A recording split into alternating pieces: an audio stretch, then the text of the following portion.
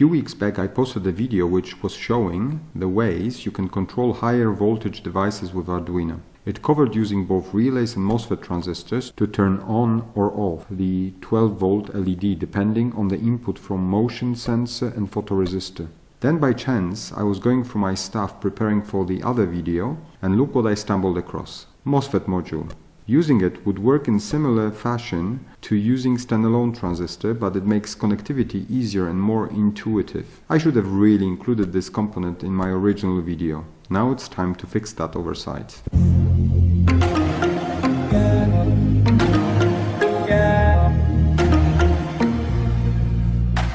So here is the setup we have for controlling 12-volt LED with the help of N-channel Mosfet transistor. To set it up you need the understanding of what each leg of the transistor is for, properly connect anode and cathode of the LED.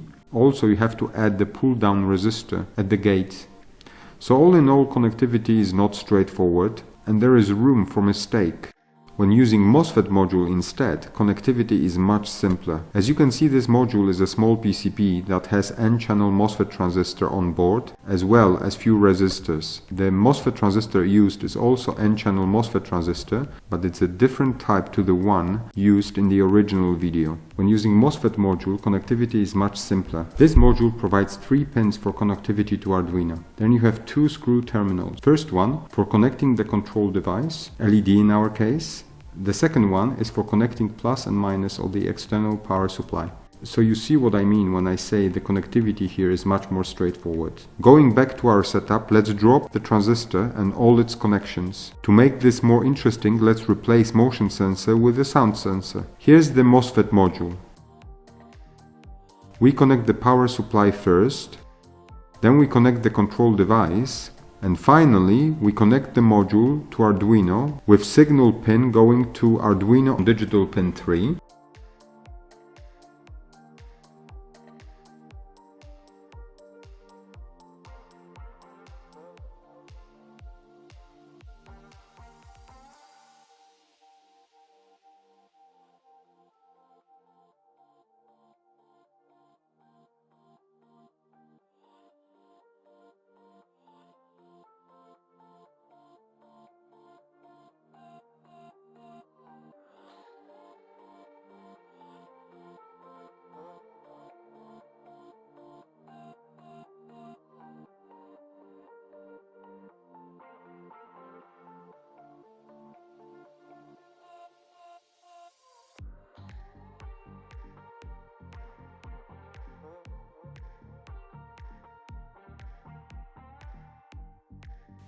The objective is to switch the LED on or off with a snap of the finger.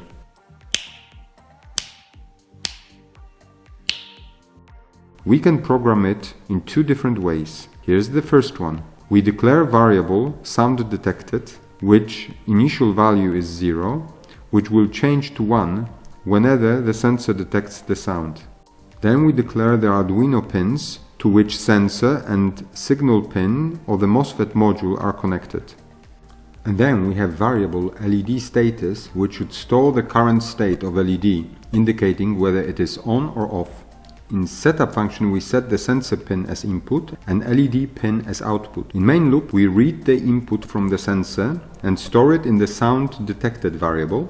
Then we check if the value is equal to 1, meaning sensor detected sound. When it is, if LED status was off, we change it to on and vice versa. We run the command to send signal to signal pin of the Mosfet module that corresponds with the current value of LED status variable. Then we wait for 100 milliseconds. This is to make sure a single change of sensor state would not be processed multiple times in the main loop. So that is the code ready to be run. Let's see how this works.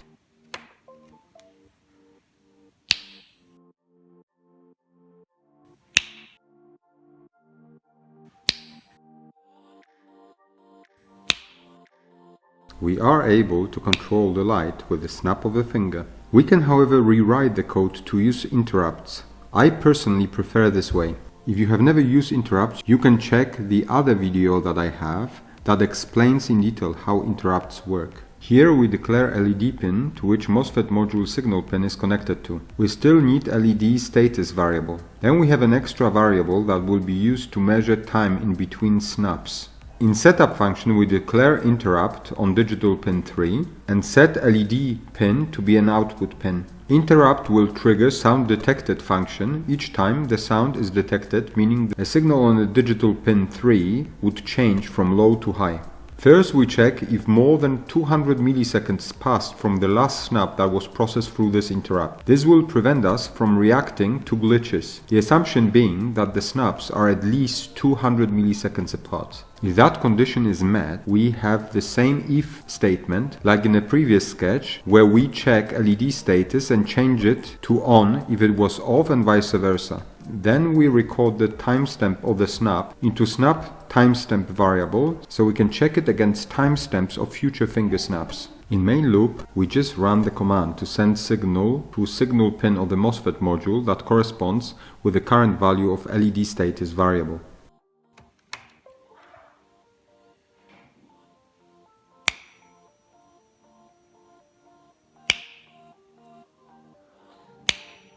Well, so that could be the end. But if you have ever watched my videos, you know that I like to complicate things. What if we wanted not just to turn the LED on or off, but also control the brightness with the snap of the fingers? Should be possible. If snaps will be less than 1 second apart, they would increase the brightness. A snap that happens more than a second after the previous one would turn the LED on or off.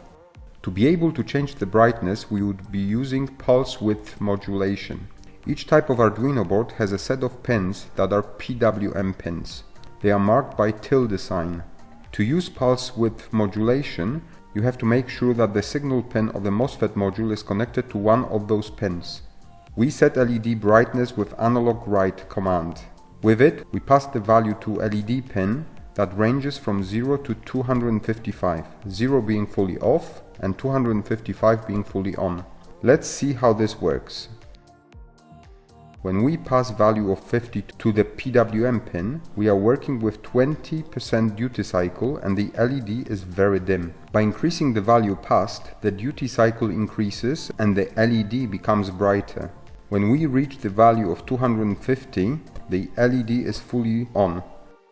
A part of our code is virtually unchanged. We just add brightness variable, which starts at 0 but can be increased up to 5. The sound detected function would become more complex. We also have a check if at least 200 milliseconds passed since last snap event. Then we check the status of LED. If it was off, we set it on and set the brightness to 1. If LED was on, we check if less than 1 second passed since the last snap event detected. And if so, we increase the brightness by 1. LED state is not changed. If, however, the interval since the last snap is longer than a second, we turn the LED off and set the brightness back to 0. And again, we need to record the timestamp of the snap into the snap timestamp variable. The main loop stays the same.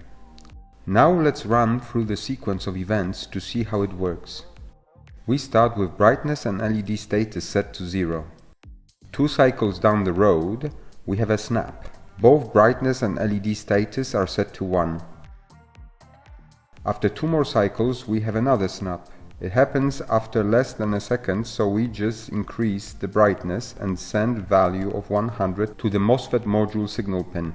With another snap, less than 1 second apart, we continue to increase brightness. And then comes the snap, which happened after several seconds. In this case, we set LED status and brightness back to 0 and send 0 to the MOSFET module signal pin.